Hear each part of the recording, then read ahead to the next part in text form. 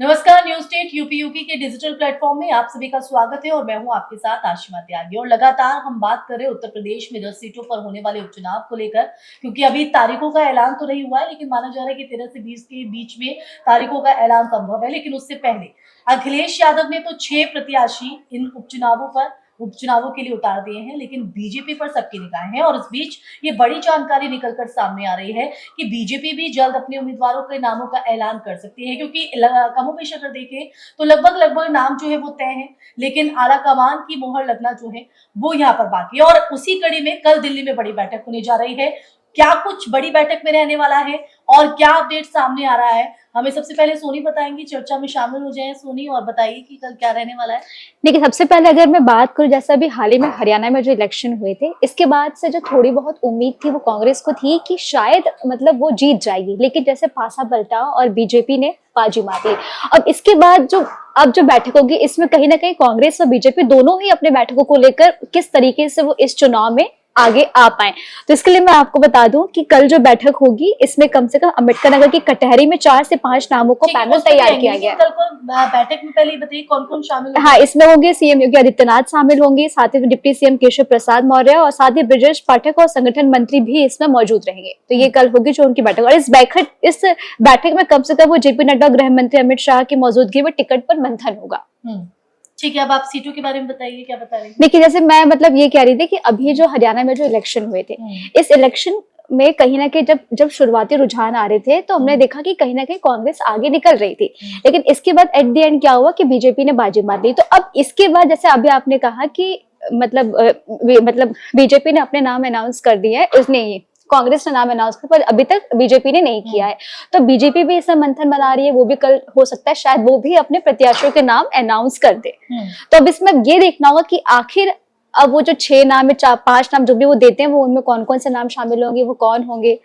तो देखिए, कल एक बड़ी बैठक होने जा रही है। बड़ी बैठक इसलिए क्योंकि उत्तर प्रदेश के जो ये उपचुनाव है 10 सीटों पर, ये कहीं ना कहीं बहुत महत्वपूर्ण है, क्योंकि हमने देखा है कि लोकसभा चुनाव के दौरान जिस तरह से बीजेपी को डेंट लगा, जिस तरह से डैमेज हुआ है, उस डैमेज को कंट्रोल करने के लिए ये उपचुनाव इस वक्त बीजेपी के लिए प्रतिष्ठा का सवाल बने हुए। और यही वजह है कि हम देखते हैं कि हर एक सीट पर मुख्यमंत्री योगी आदित्यनाथ खुद पहुंचते हैं। कुछ ऐसी सीटें हैं कि जहां पर 2-2, 3-3 बार जनसभाएं जो है वो की है।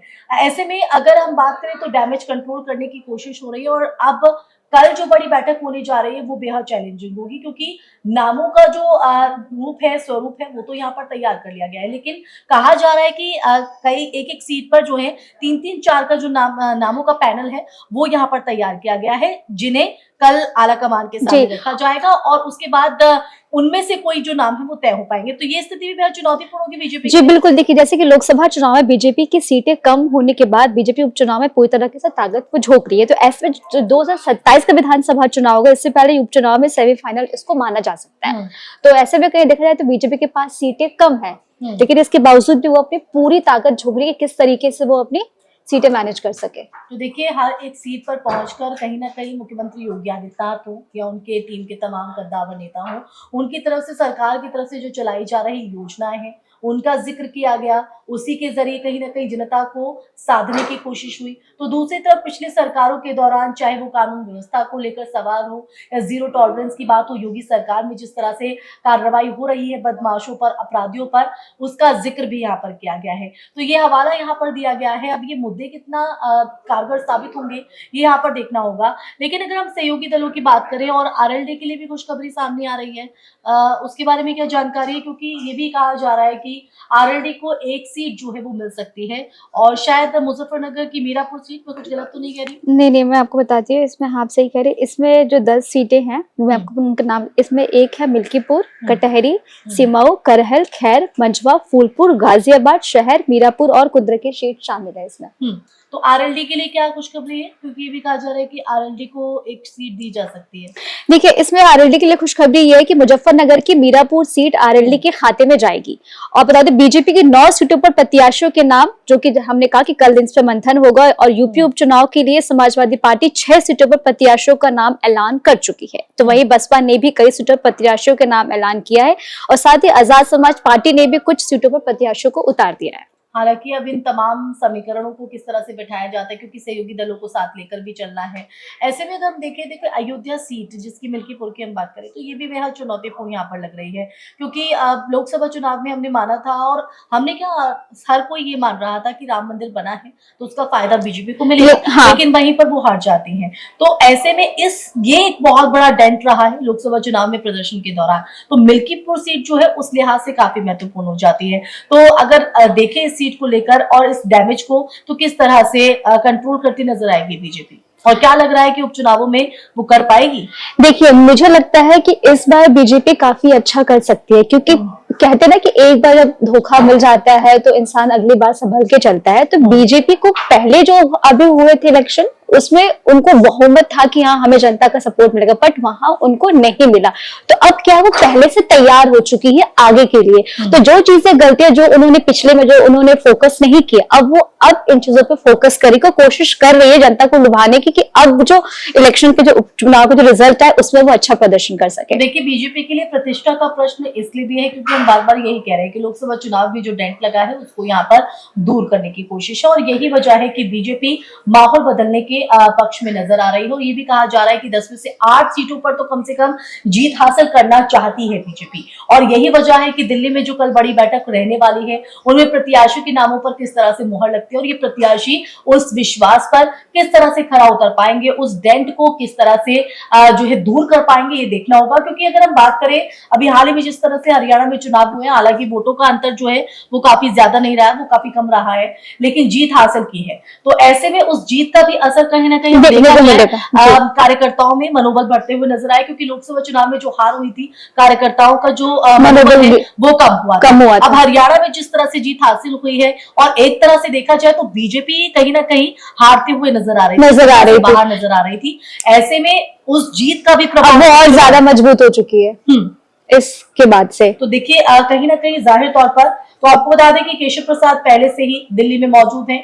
आज गोरखपुर में है मुख्यमंत्री योगी आदित्यनाथ, तो माना जा रहा है कि कल जो बड़ी बैठक दिल्ली में होने जा रही है उसके लिए वो सीधा गोरखपुर से जो है दिल्ली का यहाँ पर रुख कर सकते हैं। तो आपको बता दें कि जो हम बात इसलिए कर रहे हैं क्योंकि अखिलेश यादव की तरफ से कहा जा रहा है कि वो अकेले हालांकि चुनाव लड़ सकते हैं। अभी ऑफिशियल अनाउंसमेंट तो नहीं हुआ है, लेकिन अजय राय की तरफ से जिस तरह की संकेत दिए गए हैं उसके बाद कहीं ना कहीं देखा जाए तो इस तरह की अटकलें तेज हो गई हैं। और देखिए, वो इसलिए तेज हो गई है, अगर हरियाणा की बात करें तो वहां पर अखिलेश यादव ने कहा था कि हमने बड़ा दिल कर दिया है, अब आपकी बारी होगी अगली। तो ऐसे में यही कयासबाजी लगाई जा रही थी, क्योंकि कई ऐसी 2 सीटें ऐसी थी जहां से कहीं ना कहीं कांग्रेस जो है वो डिमांड कर रही थी। उस सीटों पर क्या है, अखिलेश यादव ने अपने प्रत्याशी यानी समाजवादी पार्टी के प्रत्याशी उतार दिए हैं, और उसी के बाद से लगातार अटकलों का जो दौर है वो देखा जा रहा है समाजवादी पार्टी की कि राहें जो है वो कांग्रेस से अलग हो सकती हैं। हालांकि जिस तरह से प्रतिक्रियाएं भी सामने आ रही है, जिस तरह से ठंडी चाल यहाँ पर देखी जा रही है, तो उसके चलते कहीं ना कहीं ये माना जा रहा है, हालांकि अभी ऑफिशियल अनाउंसमेंट होना बाकी है। लेकिन देखिए, हम बीजेपी की बात इसलिए कर रहे हैं क्योंकि कल दिल्ली में बड़ी बैठक है। हालांकि जिस तरह से 6 सीटों पर अपने प्रत्याशी समाजवादी पार्टी ने उतारे हैं, एक तरह से पत्ते खोल दिए हैं, उस पर चुनौती किस तरह से, उस मुकाबले को और कड़ा किस तरह से बीजेपी की तरफ से किया जाता है, ये कल की बैठक में जो है वो यहाँ पर तय हो जाएगा। लेकिन अगर सोनी हम बात करें बीजेपी के अगर माहौल की, और जिस तरह से ये 10 सीटों को लेकर हमने देखा है, मुख्यमंत्री खुद कई सीटों पर खुद कमान संभालते नजर आए, कई जगहों पर मुख्यमंत्री के साथ दोनों डिप्टी सीएम जो हैं वो यहाँ पर नजर आए। इन 10 सीटों पर अगर बीजेपी के पक्ष के माहौल की बात करें, जनाधार की बात करें, और जिस तरह से जीत का दावा यहाँ पर बीजेपी कर रही है, वो कितना जो है कामयाब होती नजर आएगी इस जीत को लेकर। देखिए, क्योंकि अभी इसलिए क्योंकि अभी जो हरियाणा में हुआ था, इससे बीजेपी ने पहलवान और किसान और जो भी योजनाएं लेके आई उस पर बहुत ज्यादा फोकस किया, और कहीं ना कहीं इन्हीं चीजों की वजह से ही हरियाणा का जो इलेक्शन हुआ उसमें बीजेपी बहुमत से ज्यादा, मतलब बीजेपी का अच्छा रहा प्रदर्शन।